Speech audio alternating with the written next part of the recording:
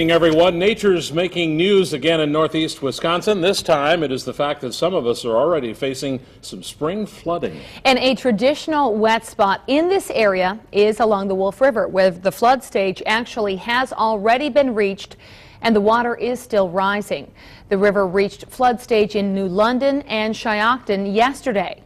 The water has crept into the yards of several area homes as well, and some homeowners are getting nervous. Fox 11's Kristen Crowley reports.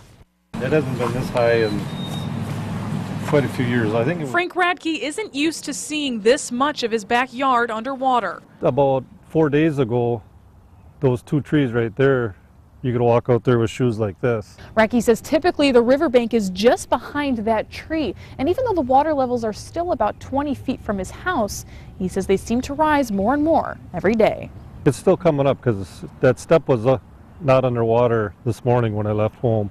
Some other people in town has water in their basements already, so that's a concern. But Wapaka Emergency Management Director Andrew Carlin says homeowners shouldn't be worried. Most of the properties are out of the danger area yet. It's got to go up a ways yet before we start having some impacts to homes. And with water levels only expected to rise another 5 inches in New London by Thursday night before receding, Carlin says people like Radke should be in the clear.